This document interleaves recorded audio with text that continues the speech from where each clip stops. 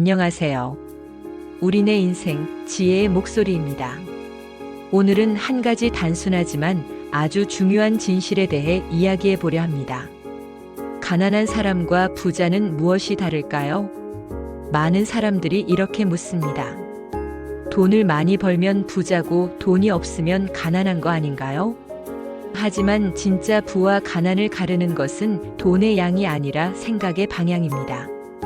오늘 이 영상을 끝까지 들으신다면 부자와 가난한 사람의 차이를 단 한 문장으로 정리할 수 있을 겁니다. 1. 부자는 기회를 보고 가난한 사람은 위험을 봅니다. 어떤 상황에서든 똑같은 현실을 보고도 완전히 다른 판단을 내리는 사람들이 있습니다. 가난한 사람은 망할 수도 있다, 어렵다, 지금은 때가 아니다라고 말합니다. 반면 부자는 시도해보면 가능하다, 위험은 있지만 방법을 찾으면 된다라고 생각합니다. 이 차이가 인생의 방향을 결정합니다. 기회를 보는 사람은 행동하고 위험만 보는 사람은 멈춥니다. 그리고 그 멈춤이 결국 평생의 패턴이 됩니다. 실제로 하버드 경영대학 연구에 따르면 성공한 기업가들의 공통점은 리스크를 무시한 것이 아니라 리스크 속에서 기회를 먼저 인식하는 능력이 있었다고 합니다. 그들은 완벽한 조건을 기다리지 않았습니다. 불완전한 현실 속에서도 될 수 있는 이유를 찾았죠. 가난한 사람은 시간을 소비하고 부자는 시간을 투자합니다. 부자들은 돈보다 시간을 더 중요하게 생각합니다. 그들은 하루의 대부분을 생산적인 일과 배움에 사용합니다. 책을 읽고 생각을 정리하고 미래를 계획하는 데 시간을 씁니다. 반면 가난한 사람들은 시간을 버티는 수단으로 사용합니다. 하루만 빨리 지나가면 좋겠다, 주말만 기다리자, 이런 식이죠. 시간을 소비하는 사람은 인생의 주도권을 잃습니다. 워렌 버핏은 이렇게 말했습니다. 나는 돈을 잃는 것은 괜찮지만 시간을 잃는 것은 참을 수 없다. 그는 하루의 일정을 분 단위로 기록하며 시간을 돈을 벌기 위한 수단이 아니라 삶을 성장시키는 도구로 여겼습니다. 이 말은 단순히 효율을 이야기하는 게 아닙니다. 부자는 시간의 흐름을 자기 편으로 만들고 가난한 사람은 시간에 끌려다니며 산다는 뜻입니다. 3. 부자는 배움을 즐기고 가난한 사람은 결과만 원합니다. 많은 사람들이 성공을 꿈꾸지만 대부분은 그 과정에서 포기합니다. 왜일까요? 결과만 바라보기 때문입니다. 부자는 배움의 과정을 즐깁니다.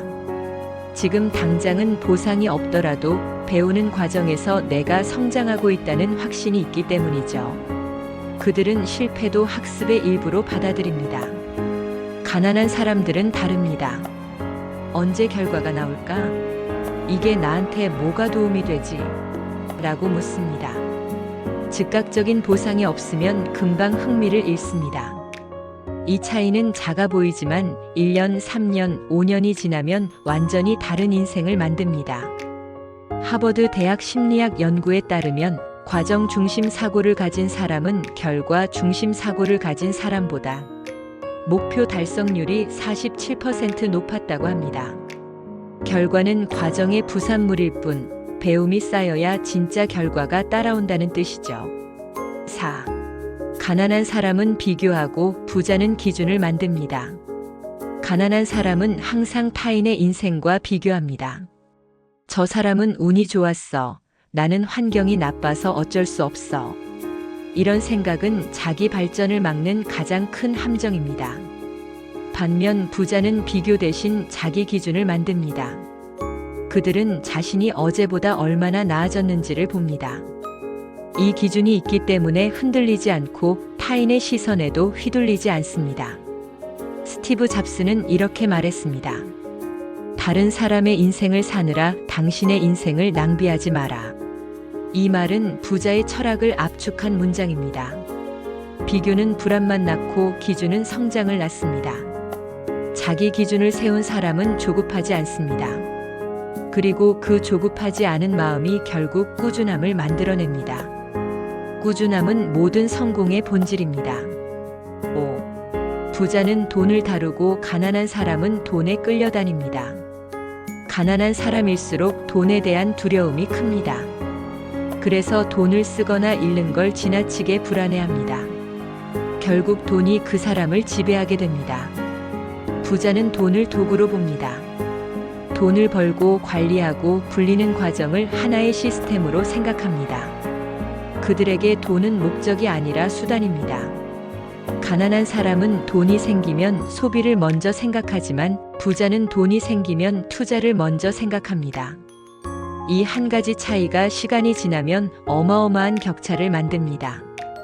경제학자 토마 피케티의 연구에 따르면 소득보다 자본의 축적 속도가 부를 결정짓는 핵심 요인이라고 합니다. 즉, 돈을 어떻게 쓰느냐가 인생의 미래를 결정합니다. 6. 부자는 감정을 통제하고 가난한 사람은 감정에 끌립니다. 인생에서 감정은 방향을 바꾸는 힘이 있습니다. 하지만 감정에 휘둘리면 그 힘은 파괴적인 결과를 낳습니다. 부자들은 감정을 관찰합니다. 화를 내기 전에 한 번 더 생각하고 불안할 때 한 걸음 물러섭니다. 이성적인 판단이 필요한 순간에 감정이 아닌 원칙으로 결정합니다. 가난한 사람은 감정에 따라 행동합니다. 기분이 좋으면 돈을 쓰고 기분이 나쁘면 일을 미루고 조급하면 불필요한 결정을 내립니다. 이 차이는 결국 신뢰의 차이로 이어집니다. 감정을 조절할 줄 아는 사람은 주변의 신뢰를 얻고 신뢰는 곧 기회로 연결됩니다. 7. 가난한 사람은 남의 시선을 의식하고 부자는 자기 기준을 따릅니다. 우리는 너무 자주 타인의 눈을 의식하며 살아갑니다. 남들이 뭐라고 생각할까?